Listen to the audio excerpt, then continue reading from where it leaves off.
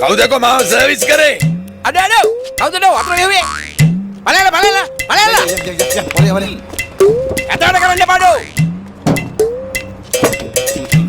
ඒයි කක්කුස්සියේ තිබුණ ඔය බකට් එක නේද? ඒක තමයි.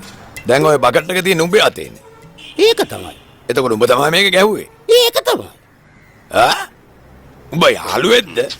ජිනීවා කාර්යයක්ද කියපන්. ඒක තමයි මං කල්පනා කළේ. ජිනීවා කාර්යය. ජිනීවා කාර්යය.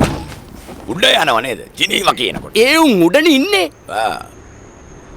ඒයි මචෝ මාර හීනය බල හිටියේ බං.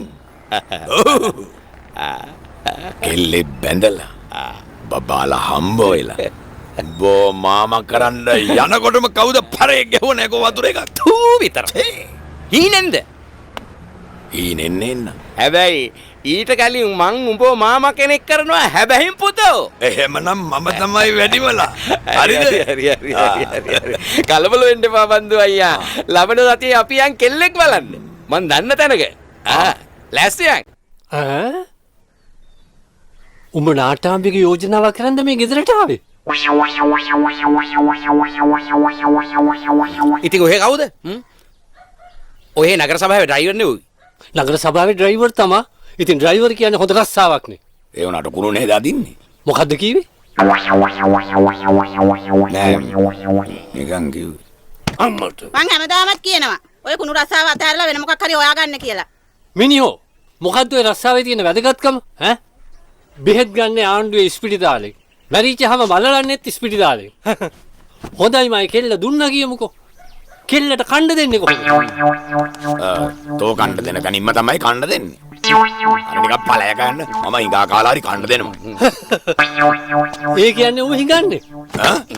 මොකක්ද යකෝ කිව්වේ? මම් පිට කොටුවේ බඩු උස්සනවා තමයි. ඒ වගේද යකෝ උඹ කුණුනේ අදින්නේ. ඈ? අපි මේ මුළු රටේම කුණු අදිනවා තමයි යකෝ. උඹලා අපි ඔක්කොම. උඹට ඒක තේරෙන්නේ නැද්ද? ඒ විතරක් නෙමෙයි. මේ රටේ ප්‍රභූවරු මොනවද උස්සන්නේ? ඒ උස්සන්නේ දනුන්ගේ බඩු තමයි. ඊ බන්දු අයියා කට. යකෝ බඩු නෙමෙයි කට. මොකටද කට මිරිකන්නේ? හොඳ දෙයක් කිව්වොත් කට මිරිකනවා. හැබැයි එකක් මතක තියාගනින්. හිටපන් පැත්ත මාරු කරලා කියන්න. හොඳට මතක තියාගනින්. මේ අහිංසක කෙල්ල විතරක් නෙමෙයි. උඹේ පවුලත් උස්සනවා හිතුනොත් යකෝ. බර වැඩි. හිතුන ටික උඹ කියපන්.